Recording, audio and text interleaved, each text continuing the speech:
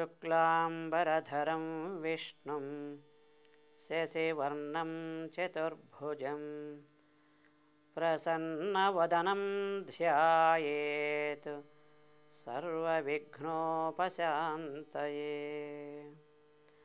ॐ अखण्डमण्डलाकारं व्याप्तं येन चराचरं तत्पदं दर्शितं येन तस्मै श्रीगुरवे नमः। ॐ कृष्णं कमलपत्राक्षं पुण्यश्रवणकीर्तनं वासुदेवं जगद्योनिं नौमि नारायणं हरिम्। ॐ व्यासाय विष्णुरूपाय व्यासरूपाय विष्णवे नमो वै ब्रह्मनिधये वासिष्ठाय नमो नमः। ॐ नारायणं नमस्कृत्य नरं चैव नरोत्तमं देवीं सरस्वतीं व्यासं ततो जयमुदीरयेत्। ॐ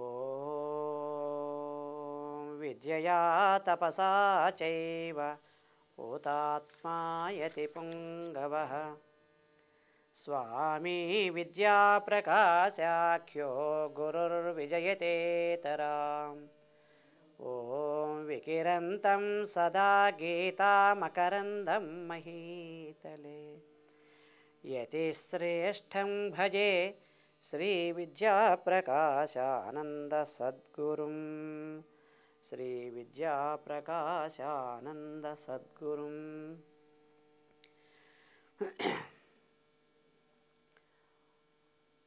పూజ్యపాదులు గురుదేవులైనటువంటి శ్రీ శ్రీ శ్రీ విద్యా ప్రకాశానందగిరి స్వాముల వారి పాదపద్మములకు హృదయపూర్వక వందనములు ఆచరిస్తూ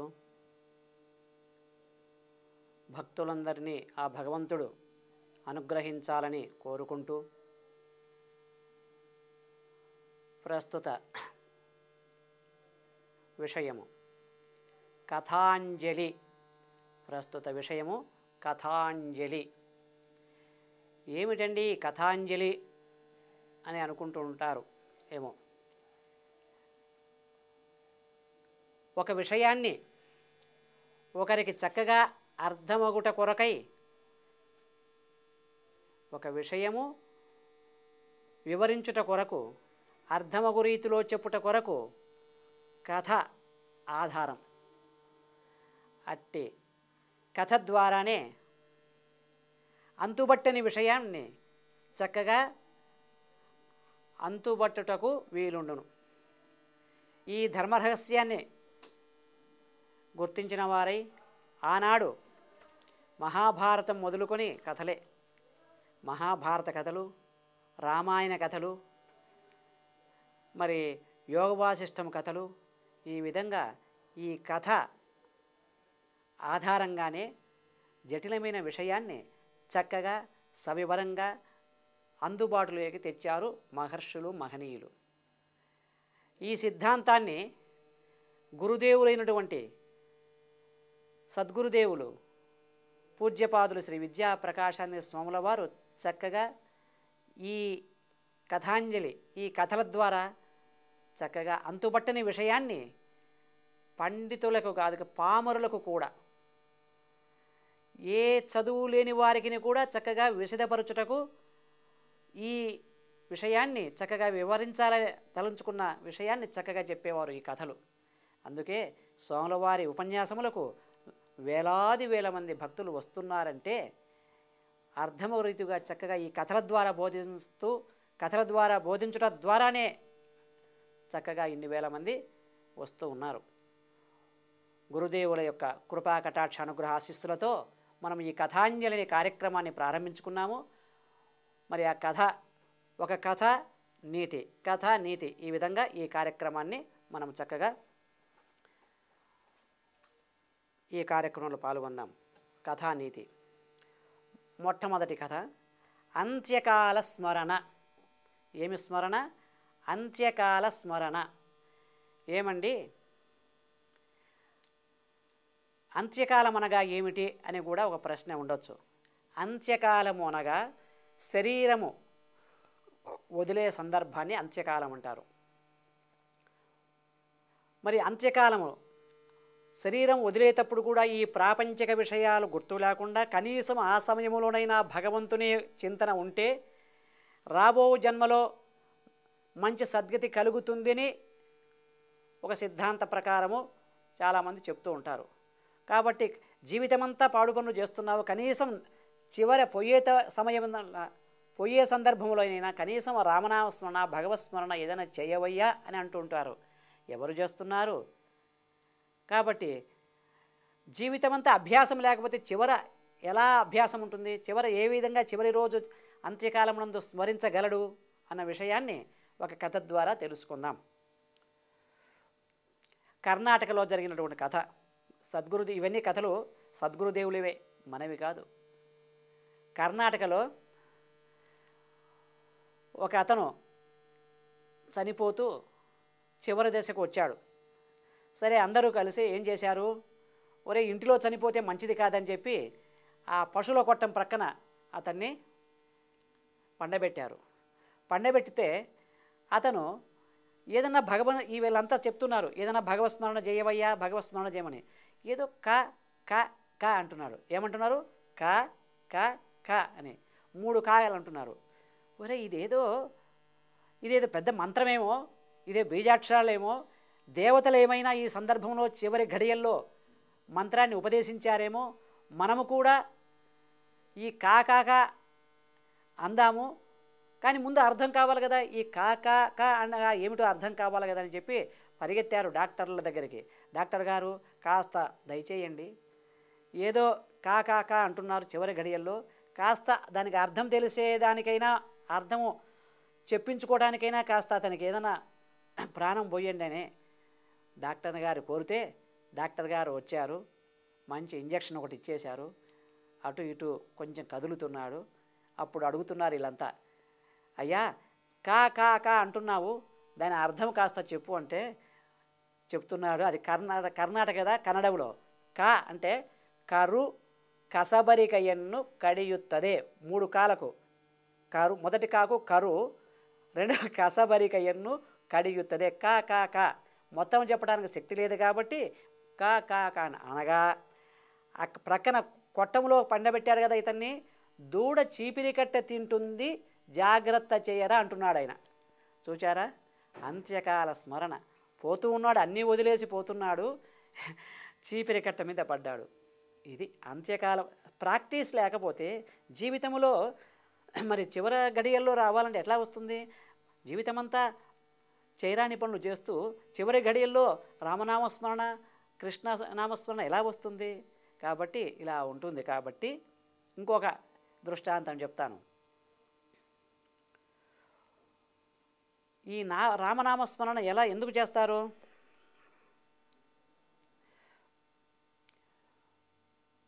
అభ్యాసం ఉంటే కదా చేసేది. అభ్యాసం లేకపోతే ఎలా చేయగలరు చివరి ఘడియల్లో? కాబట్టి ఇంకొక ఆయన అనగనగా ఒక ధనవంతుడు. ఆ ధనవంతుడికి 3 కుమారులు. ఆ కుమారులు మంచివారు చాలా. సరే, నాన్నగారు చివరి ఘడియల్లో వచ్చేశారు కాబట్టి ఏదో పురాణాలు చెప్తున్నారు, చివరి ఘడియల్లో నారాయణ కృష్ణ రామ అంటే ఏదైనా పుణ్యం వస్తుందని అంటున్నారు. కాబట్టి ఈ చివరి ఘడియల్లో అయినా ఈయన చేత నారాయణ అనిపించాలనుకున్నారు. ఎవరు? ఆ కుమారులు. నాయన నాన్న నారాయణ నారాయణ అని అంటే కదా. సరే, వీళ్ళలో ఒక తెలివిగలవాడున్నాడు, ఒక కుమారుడు. ఈ నారా అనటం లేదు, నారాయణ. కాబట్టి నారపీచు పట్టుకొని వస్తాం. ఏం పీచు? నారపీచు తెస్తాము, నారపీచు ఎదురుగుండా కడదాము, కనీసం దాని నారపీచు చూసేసి నారా అనే 2 అక్షరాలు పలికినా సగం పుణ్యం వస్తుందేమో అని చెప్పి ఆలోచించి బజారుకు వెళ్ళి ఏం చేశారు? బజారుకి వెళ్ళి నారపీచు పట్టుకొని వచ్చేసి ఎదురుగుండా యాలగట్టారు. ఎదురుగుండా యాలగట్టి కుమారులు అంటున్నారు, నాన్న నాన్న అదేమిటి అదేమిటి అదేమిటి అంటున్నారు. వీళ్ళు అనుకుంటే నారాయణ అంటారేమో. వాడు ఆ లాస్ట్లో ఏమన్నాడు, పీచు అని చచ్చిపోయాడు. ఏమన్నాడు, పీచు. ఆ నారాయణ 2 అక్షరాలు కూడా అర్ధ సగం పుణ్యం కూడా లేకుండా పోయింది. ఇలా ఉంటాయి. ఎందుకంటే జీవితం అంతా అభ్యాసం లేకపోతే చివరి గడియల్లో నారాయణ అంటుందా రామ అంటారా అనలేడు. సరే ఇంకొక విషయం చెప్తాను. ఒక వర్తకుడు, ఆ వర్తకుడికి కూడా ఇదే పరిస్థితి.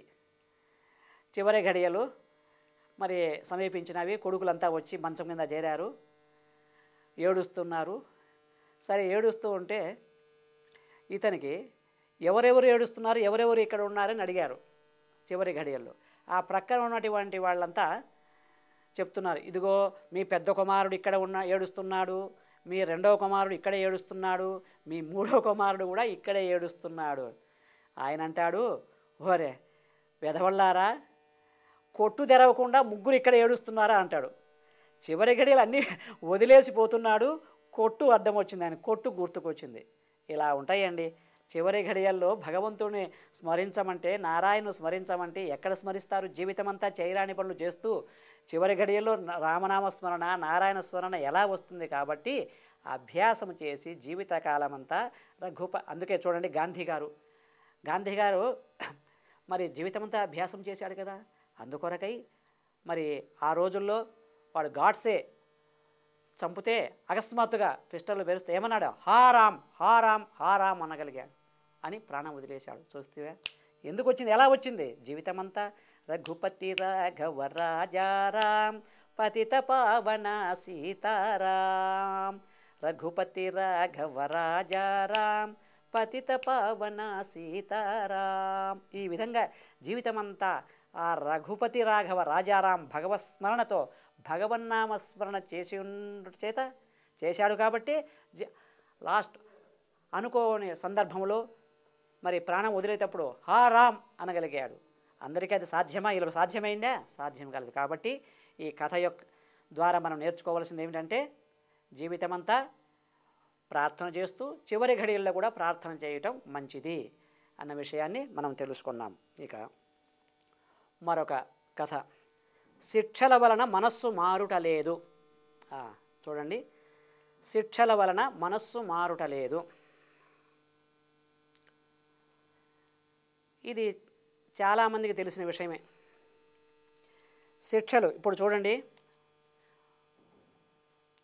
ఒకడు కోర్టుకు వెళ్తాడు, చేయరాని పనులు చేస్తాడు, శిక్ష పడుతుంది. దొంగతనం చేసిన మళ్ళీ ఏం చేస్తాడు, మళ్ళీ మొదలు పెడతాడు, ముహూర్తం మళ్ళా వాడికి. శిక్షల వల్ల మనస్సు మారటం లేదు. దీనికి ఒక చిన్న ఉదాహరణ చెప్పుకుందాం. ఒకడు చేయరాని పని చేశాడు అనగా ఒకరిని చెంపలు బట్టి వాయించేశాడు, గట్టిగా వాయించేస్తే వాడు కోర్టుకు వెళ్ళాడు. కోర్టుకు వెళ్ళి నన్ను చెంప మీద కొట్టాడన్నాడు. సరే, ఆ మున్సబ్ ఏం చేశాడు, నాయనా నువ్వు చెంప దెబ్బ కొట్టావా? కొట్టాను. సరే, పొరపాటు ఒప్పుకుంటున్నావు కాబట్టి నీకు శిక్ష ఏమిటి? 20 రూపాయలు అపరాధం చెల్లించు వాడికి అన్నాడు. ఎంత? 20 రూపాయలు అపరాధం చెల్లించు అన్నాడు. సరే, 20 రూపాయల నోటు తీశాడు. తీస్తే 20 రూపాయలు లేదు. ఎంత ఉంది? 50 రూపాయల నోటు ఉంది. వాడంటాడు, ఇంకా నాకు చిల్లర అవసరం లేదు, మీరు చిల్లరకు ఇబ్బంది పడవద్దు, ఇంకొకటి చెప్ప కూడా వాయించేస్తాను, మొత్తం తీసుకోండి అంటాడు.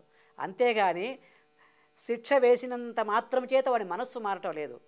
ఇలా ఉంటాయి. శిక్ష వేసినంత మాత్రం చేత వాడి మనస్సు మారటం లేదు. మరొకడు 10 సంవత్సరాలు జైల్లో ఉన్నాడు. ఎన్ని సంవత్సరాలు? 10 సంవత్సరాలు జైల్లో ఉన్నాడు. ఇక విడుదల కాబోతున్నాడు. లగేజ్ అక్కడే పెట్టుకున్నాడు. జైలు సూపర్నెంట్, నాయన నీ లగేజ్ పట్టుకొని నీ శిక్షాకాలం పూర్తింది వెళ్ళమంటే ఆ లగేజ్ ఇక్కడే ఉంచండి అన్నాడు. మళ్ళా ఎందుకురా ఇక్కడ తీసుకెళ్ళారంటే వాడంటాడు, మళ్ళా రావాల్సి వస్తుంది, మళ్ళీ మోయటం దేనికిలే అని వాడంటాడు. మరొక దొంగ ఏమంటాడు, నాయనా నీకు 5 సంవత్సరాల శిక్ష ఉంది, పొరపాటున ఇంకొక 2 రోజులు అదనంగా ఇక్కడ 10 రోజులు అదనంగా ఇక్కడ ఉన్నావు, మా లెక్కల్లో పొరపాటు అయింది కాబట్టి నువ్వు ఏమి బాధపడవద్దు అంటే వాడంటాడు, మీరు ఏం బాధపడవద్దు, రాబోయే శిక్షలో ఈ 10 రోజులు తగ్గించుకోమంటాడు వాడు. అంటే రాబోయే శిక్ష అంటే మళ్ళా పోయి అయం ముహూర్త సుముహూర్తమస్తు మళ్ళా తిరిగి దొంగతనం చేస్తాడట. చూడండి, వాడి మనస్సు మారలేదు. 5 సంవత్సరాలు జైల్లో ఉన్నా వాడి మనస్సు మారటం లేదు. కాబట్టి మనస్సు మారాలి, హృదయంలో పరివర్తన రావాలి, ప్రవర్తన మారాలి, సద్గుణాలు రావాలి, దుర్గుణాలు పోవాలి అనే విషయాన్ని ఈ కథ ద్వారా మనము తెలుసుకున్నాము.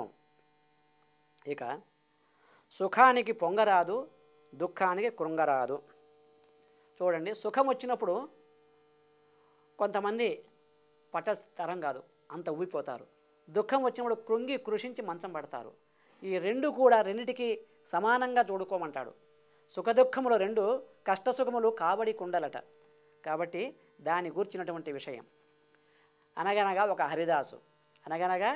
హరిదాసు మంచివాడే, చక్కగా బ్రహ్మాండమైనటువంటి కథ చెప్పగలడు. ఒకానొక రోజు ఒకానొక పట్టణంలో హరికథ ప్రారంభమవుతుంది. మరి కమిటీ వాళ్ళంతా బ్రహ్మాండమైనటువంటి మాల తీసుకుని వేయబోతుండడానికి తీసుకొని వస్తున్నాడు. దూరం నుంచి చూచాడు ఈయన. ఆహా, ఈరోజు ఎంత సుదినము, ఈరోజు చాలా సుదినము, ఎన్నో మాలలు వేశారు కానీ ఇంతలా మాల నాకు ఎప్పుడు వేయలేదు, ఈరోజు చాలా సుదినము అని అనుకున్నాడు. సరే, సుదినం అనుకొని ఇటువంటి సుదినం నా జీవితంలో ఇంతవరకు చూడలేదు అనుకుంటున్నాడు. సరే, తెచ్చి వేశారు. అందరు చప్పట్లు కొట్టారు. ఆహా, బ్రహ్మానందం అంటున్నారు. ఏం జరిగిందో తెలుసునా? ఈ ఆనందపడుతున్నాడైనా కాసేపు 5 నిమిషాలకు హరికథ మొదలు పెట్టాడో లేదో, ఆ పూలమాలకు ఎర్రజీమలు ఉన్నాయండి. పూలల్లో ఎర్రజీమలు ఒళ్ళంతా పాకుతున్నాయి. చూచాడు. ఆహా, ఇంతకుముందే ఏమనుకున్నాడు? నా జీవితంలో ఇంత మాల వేయించుకోలేదు, ఈరోజు సుదినం అనుకున్నాడా? ఈరోజు దుర్దినం అంటున్నాడు వెంటనే. ఎందుకు? ఒళ్ళంతా ఎర్రజీమలు పాకుతున్నాయి. మళ్ళీ మాల తీయాలంటే బాధ, ఎందుకంటే తీయాలంటే మధ్యలో తీయడానికి వీల్లేదు, ఉంచుకున్నామంటే ఈ బాధ, తీయాలంటే కుదరటం లేదు. అది వెంటనే అనుకున్నాడు, ఈరోజు దుర్దినము అనుకున్నాడు. ముందేమనుకున్నాడు? ఈ దినము సుదినం అనుకున్నాడు, ఇప్పుడు దుర్దినం అనుకుంటున్నాడు. కాబట్టి ఈ కష్ట సుఖాలను కావడి కుండలుగా చూచి, సుఖాలు వచ్చినప్పుడు పొంగకూడదు, దుఃఖాలు వచ్చినప్పుడు కృంగకూడదు. కాబట్టి బ్యాలెన్స్ మెయింటైన్ చేస్తే మంచిదని ఈ కథ యొక్క సారాంశం. తర్వాత అసూయను అంటరాదు ముట్టరాదు. అసూయ అనే దుర్గుణము చాలా చెడ్డదండి. అసూయ అనే దుర్గుణము చాలా చెడ్డది. ఆనాడు మహాభారత యుద్ధానికి నాంది కూడా ఈ అసూయనే, ఈ 3 అక్షరాలే. ఈనాడు ప్రతి గల్లీలో జరిగే గలాటకు కూడా కారణం ఈ అసూయే. అసూయ అనే 3 అక్షరాలే కానీ అనంతమైనటువంటి దుఃఖాలు కలగజేస్తాయి. కాబట్టి అసూయను అంటరాదు, ముట్టరాదు. ఈ అసూయ ఎటువంటిదో ఒక చక్కని కథ. అనగనగా 2 స్నేహితులే కానీ విరోధులుగా మారారు. సరే, భగవంతుని యొక్క తపస్సు చేసి ధ్యానం చేసి భగవంతుని వరం పొందాలని చెప్పి ఒకడు ప్రయత్నం చేస్తున్నాడు. మరొకడు వాడేదో భగవంతుని ప్రత్యక్షం చేసుకొని ఏదో కోరుకుంటాడు, కాబట్టి మనమేం తక్కువ తిన్నామా, మనం కూడా ధ్యానం చేయాలని చెప్పి వాడు ఊరి బయట ఇంకొక చోటుకు పోయాడు, వీడు ఇంకొక చోటుకు పోయాడు. 2 ధ్యానం చేస్తున్నారని, తపస్సు చేయాలని ప్రయత్నం చేశాడట. సరే, నారాయణుడు ప్రత్యక్షమయ్యాడట. ప్రత్యక్షమైతే, అయ్యా ఏమిటి నీ పరిస్థితి, ఏం కావాలని నీకు, ఎందుకొరకు ప్రార్థన చేస్తున్నావంటే, అక్కడ ఇంకొకడు తపస్సు చేస్తుంటాడు ఒకడు, వాడి దగ్గరికి వెళ్ళావన్నాడు. ఇంకా వెళ్ళలేదు, ఇప్పుడు ముందు నేను చూచి నీ తదనంతరం అక్కడికి అనుకున్నానన్నాడు. సరే, నీకేం కావాలంటే నాకు ఏమీ వద్దు, అవతల వాడి దగ్గరికి పో, వాడు ఏమి కోరుతాడో నాకు రెట్టింపు ఇచ్చేసేయి అంతే. వాడు ఏమి కోరుతాడో నాకు రెట్టింపు ఇవ్వమంటున్నాడు. సరే అనగా వాడు 1,00,000 రూపాయలు కోరితే నాకు 2 లక్షలు, వాడు 10 లక్షలు కోరితే నాకు 20 లక్షలు, వాడు 1 మేడ కోరితే నాకు 2 మేడలు. ఈ విధంగా వాడు ఏది కోరుతాడో దానికి డబల్ రెట్టింపు నాకు ఇవ్వండి మహాప్రభో అని చెప్పి నమస్కారం చేశాడు. సరే, శ్రీమన్నారాయణమూర్తి వెళ్ళి మళ్ళీ అక్కడికి వెళ్ళాడు.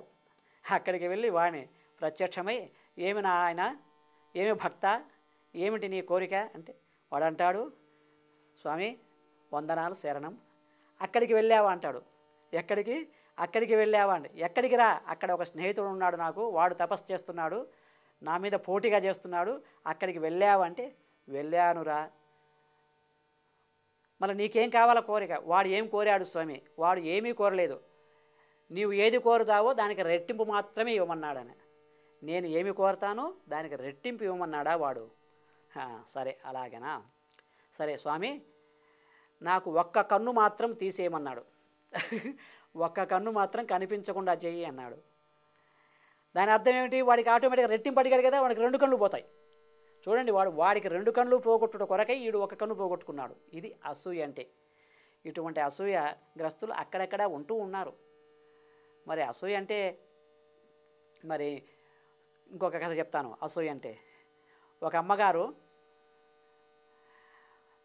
దొంగలు పడి నగలు పోయినని ఏడుస్తూ కూర్చున్నది.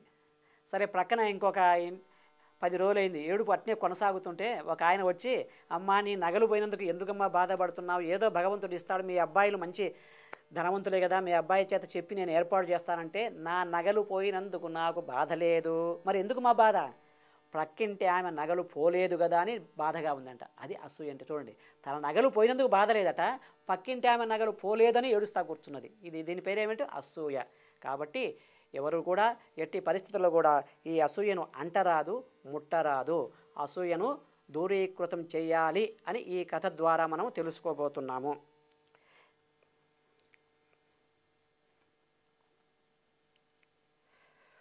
తర్వాత హద్దులేని కోపము వద్దు. హద్దులేని కోపము వద్దు. ఈ విషయం చాలా జటిలమైంది. కోపము అనేది ఉంటుంది చాలామందికి, కానీ కోపాన్ని ఎలా ఉపయోగించుకోవాలో అలా ఉపయోగించుకోవాలి. కోపాన్ని ఎలా ఉపయోగించుకోవాలి? పచ్చడి మాదిరి అంత ఊరికి నలుచుకోవాలి. అవసరాన్ని బట్టి కాస్త నలుచుకోవటం మంచిది. కానీ ఆ కోపమే ఒట్టి పచ్చడి తింటారా ఎవరైనా? ఒట్టి పచ్చడి తినలేరు, ఊరికి నలుచుకుంటారు. పచ్చడి అంటేనే నలుచుకోవటం. కోపాన్ని అవసరాన్ని బట్టి మితంగా వాడుకోవాలి. అలా కాకుండా కోపంతో ఉర్రు తొలుగుతూ కోపాన్ని బహిర్గతం చేస్తే కోపమే కొంపలు ముంచును. కోపమే కొంపలు ముంచును. కాబట్టి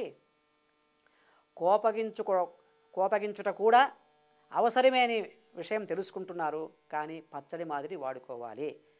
ఆ కోపము ఎటువంటి వానైనా వాడిని పతనానికి తీస్తుంది అన్న విషయాన్ని గురించి ఒక చిన్న కథ ద్వారా తెలుసుకుందాం. అనగనగా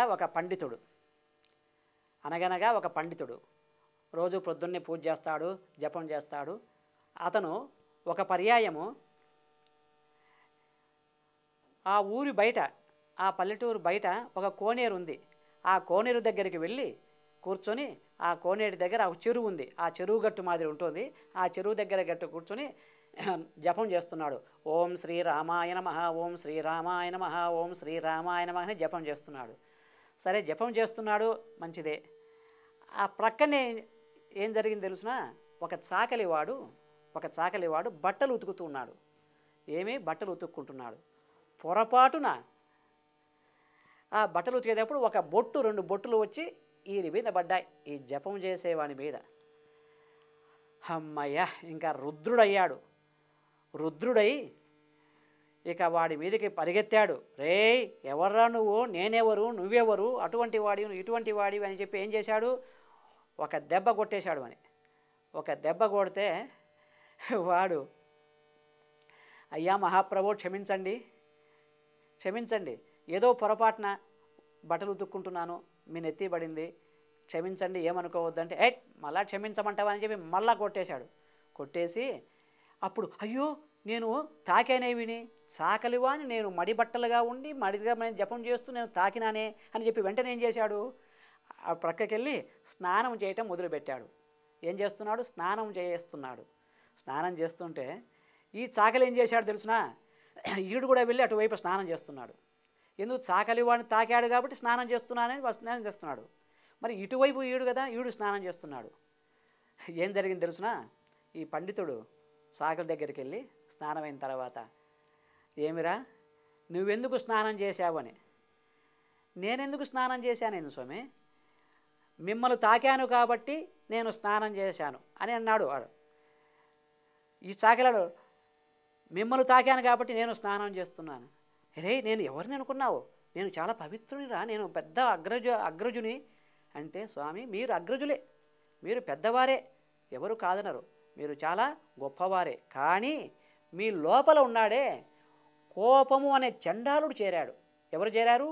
కోపము అనే చండాలుడు చేరాడు కాబట్టి ఆ చండాలుడు నేను తాకాను, ఆ చండాలుడు నన్ను కొట్టాడు కదా.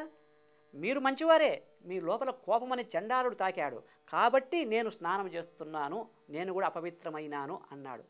అప్పుడు వీరికి బుర్ర కొంచెం ఆలోచనలో పడ్డాడు, లైట్ వెలిగింది.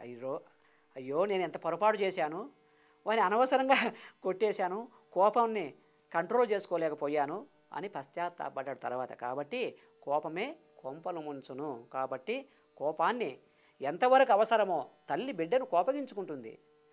ఆ తప్పు చేస్తుంటే, నాయన నువ్వు ఇలా తప్పు చేసావు కాబట్టి 2 దెబ్బలు కొడుతుంది, అన్నం పెట్టనంటుంది, మళ్ళీ తీసుకొచ్చి అన్నం పెడుతుంది. అంతవరకే ఆ ప్రేమ మళ్ళీ వికసిస్తుంది, కానీ ఆ ప్రేమకు ఆటంకం లేకుండా చేస్తుంది. కాబట్టి ఎవరు కూడా కోపాన్ని పొడిగించరాదు. కోపాన్ని ఎంతవరకైతే తగ్గించుకుంటే అంత మంచిది. తర్వాత హద్దులేని కోపము వద్దు అనే విషయాన్ని తెలుసుకున్నాం. విశ్వాసము విచిత్రమైన పని చేస్తుంది అన్న విషయం ఉంది, అది తర్వాత తెలుసుకుందాం. ఇప్పుడు మనము ఈ కోపము ఉన్న విషయాన్ని గురించి తెలుసుకుంటున్నాం. కాబట్టి కోపములో తరగతులు ఉన్నాయి. ఉత్తమే క్షణకోపం స్యాత్, మధ్యమే ఘటికాద్వయం, అధమేతు అహోరాత్రం, నీచేతు మరణాంతికం. కోపము 4 తరగతులుగా వస్తుంది. కాబట్టి ఉత్తముడి కోపం నీటిపైన వ్రాసిన వ్రాతవలే అలా వచ్చి అలా పోతుంది. మధ్యమే ఘటికాద్వయం, మధ్యముడి కోపం వస్తే ఇసుకపైన వ్రాతవలే కొద్ది రోజులు బాధిస్తుంది. అధమేతు అహోరాత్రం, అధముడి కోపం వస్తూనే కొన్ని రోజులు పీడిస్తుంది, బాధిస్తుంది. వాడైనా అంతవరకు మేలు. కానీ నీచేతు మరణాంతికం, నీచుడికిన కోపం వస్తే వాడు చావవలసిందే కానీ కోపము చావదు. దానికి శిలాఫలకం పైన ఫలాని ముఖ్యమంత్రి చేత ప్రారంభించబడుచున్నని చెప్పి శిలాఫలకం పైన ఉలితో చెక్కిన అక్షరం ఏ విధంగా పోదో అదేవిధంగా కొందరిలో ఈ కోపం ఎలా ఉంటుంది అలా ఉంటుంది. వారు చావవలసిందే కానీ కోపము చావదు. కోపాన్ని వాళ్ళు అట్టి పెట్టుకుంటారు, కోపానికి స్వాగతం చెప్తారు. కాబట్టి అట్టి పరిస్థితి రానివ్వవద్దు. కోపలు కొంపలు ముంచును. కోపం వచ్చినప్పుడు ఒక్కసారి అద్దంలో చూసుకుంటే నువ్వు ఎలా ఉంటావో, ఏ విధంగా ఉంటావో, నీ మనస్సు ఎలా ఉంటుందో, నీ హృదయం ఎలా ఉంటుందో, నీ ఆకారం ఎట్లా వికారం అయిపోతుందో ఒక్కసారి ఆలోచించు. కోపం వచ్చినప్పుడు ఒక్కసారి వెళ్ళి అద్దంలో చూచుకో. కోపమా అద్దము చూచుకో. కాబట్టి నువ్వు కోపగించాలనుకుంటే కోపాన్ని కోపగించు. అప్పుడు నీకు కోప ప్రభావం తగ్గుతుంది. నువ్వు మానవత్వాన్ని సార్థకం చేసుకోనగలవు, మాధవత్వాన్ని పొందగలవు. కాబట్టి కోపాన్ని కోపగించు, కోపాన్ని దరిచేర్చకు, కోపం వలన అనర్థాలు తెలుసుకో అన్న విషయాన్ని తెలుసుకున్నాము. ఇప్పుడు శాంతి మంత్రములతో మంగళ వచనములతో ఈ కార్యక్రమం పూర్తి చేసుకుందాము. ఓ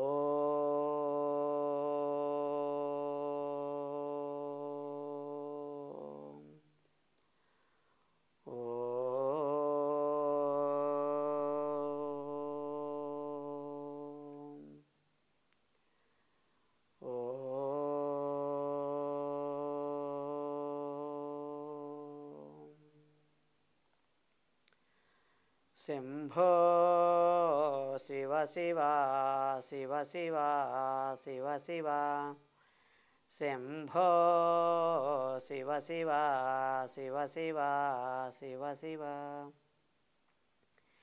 శంభో శివ శివ శివ శివ శివ శివ. నారాయణ నారాయణ నారాయణ. ఓం హరి ఓం తత్సద్బ్రహ్మార్పణమస్తు. ఓం మంగళం కోసలేంద్రాయ మహనీయ గుణాత్మనే చక్రవర్తితనూజాయ సార్వభౌమాయ మంగళం.